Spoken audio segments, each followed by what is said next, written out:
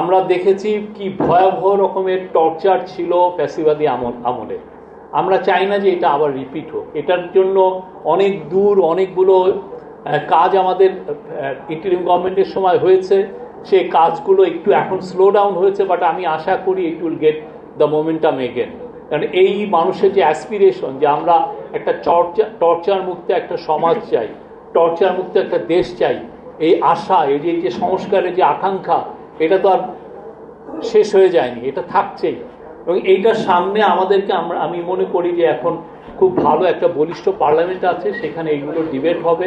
আমাদের একটা স্বাধীন ন্যাশনাল হিউম্যান রাইটস কমিশন করা উচিত, যারা এই প্রত্যেকটা অ্যালিগেশনগুলো তারা ইনভেস্টিগেট করে দেখবেন। এবং যখনই অ্যাকাউন্টেবিলিটি হবে, আমরা কিছু অফিসার যারা টর্চারে জড়িত তাদের যখন অ্যাকাউন্টেবিলিটির মধ্যে তাদেরকে নিয়ে আসা হবে, তখন এই মেসেজটা কিন্তু খুব লাউড অ্যান্ড ক্লিয়ারভাবে একটা গ্রাউন্ড লেভেলে, থানা লেভেলে এবং যেখানে এই কাজগুলো হয় সে জায়গায় যাবে। আমাদের ক্রিমিনাল জাস্টিস সিস্টেম এখন পর্যন্ত পুরোপুরি ব্রোকেন। এটাকে সত্যিকার অর্থে এটা গণমুখী মানুষ, people friendly criminal justice system আপনি বলতে পারেন না। এই ক্রিমিনাল জাস্টিস সিস্টেমকে আমার যদি ঠিক করতে হয়, প্রথম কাজ আমাদের এই ইনভেস্টিগেশনে, আমাদের এই যে ক্রিমিনাল লয়ের এই যে ইনভেস্টিগেশনে প্রত্যেকটা জায়গার থেকে টর্চারের যে কোনো এলিমেন্টই যাতে না থাকে, এটা আমাদের ঠিক করতে হবে। এটা যতদিন আমরা না করতে পারছি ততদিন আসলে একটা মানবিক বাংলাদেশ আমরা তৈরি করতে পারবো কিনা ভয়ানক রকমের সন্দেহ থাকবে। খুবই করুণ, আমাদের এরকম হাজার হাজার মায়ের বুক খালি হয়েছে। আমরা শেখ রাফসানজানির কথা শুনলাম, আমরা তানভীর জোহার কথা শুনলাম, রকির কথা শুনলাম। বাংলাদেশে সত্যিকার অর্থে অনেক অনেক বছর ধরে সেই স্বাধীনতার পরের থেকেই আমাদের একটা, যেটাকে ইংরেজিতে বলে ইনফ্রাস্ট্রাকচার অফ টর্চারের একটা ইনফ্রাস্ট্রাকচার, একটা ইনবিল্ড তৈরি আছে। সেইটা আমরা অনেক সাকসেসিভ গভর্নমেন্ট এসছে, অনেক চেষ্টা হয়েছে। 2013 সালে একটা টর্চার প্রিভেনশনের জন্য একটা আইন হয়েছে। ইন্টারিম গভর্নমেন্টের সময় আপনারা দেখেছেন ক্যাট, কনভেনশন এগেনস্ট টর্চার, অপক্যাট, ওটা আমরা অনুসমর্থনে স্বাক্ষর করেছি 1999-এ। এইটাও একটা এরকম হয়েছে। এবং আমাদের যেটা একদম শেষ মুহূর্তে এসে ইন্টারিম গভর্নমেন্ট যেটা করেছে যে টর্চারের কারণে কারো যদি কেউ ক্ষতিগ্রস্ত হন, উনি রিপারেশনের জন্য, কম্পেনসেশনের জন্য উনি সরকারকে বলতে পারবেন বা সরকারের কাছে আবেদন করতে পারবেন বা সেই অনুযায়ী উনি লিগাল স্টেপও নিতে পারবেন। এটাও অ্যালাউ করা হয়েছে। কিন্তু তারপরেও মানুষের মধ্যে যে ভয় ভীতি সেটা যায় না। আমাদের যে এই টর্চারের যে ইনফ্রাস্ট্রাকচারটা, এটা এত গভীর, এই জায়গায় আমরা আসলে এই পর্যন্ত খুবই, আমি বলবো যে খুব, যে ইন্টারিম গভর্নমেন্টের সময় চেষ্টা হয়েছে ওই সময় এটা একদমই আমি বলবো যে কমে এসছে, কিন্তু তারপরেও এটা বারবার রিসারফেস করে।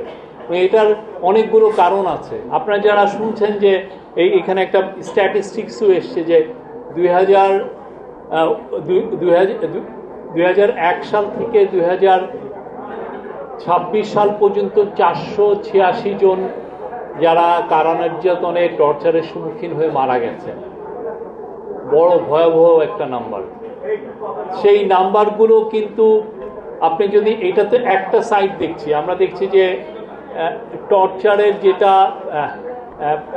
পলিটিক্যাল গভর্নমেন্টের সময় বা আমরা ফ্যাসিস্ট আমলে দেখেছি, তাদের অপোনেন্টদেরকে টার্গেট করেছে, টার্গেট করে সে টর্চারের দিয়ে তাদের মুখটা বন্ধ করার একটা খুবই হিনিয়াস একটা অ্যাটেম্প ছিল। এবং এটা খুব বছরের পর বছর হয়েছে। সে যে তার ফ্যাসিবাদী সাম্রাজ্যকে, ফ্যাসিবাদী রুলকে যে সে আমাদের উপর চাপিয়ে দেওয়ার একটা অবকাঠামো সে তৈরি করতে চেয়েছে, এবং সেটার জন্য যে টর্চারের যে অবকাঠামো সেটা তাকে হেল্প করেছে।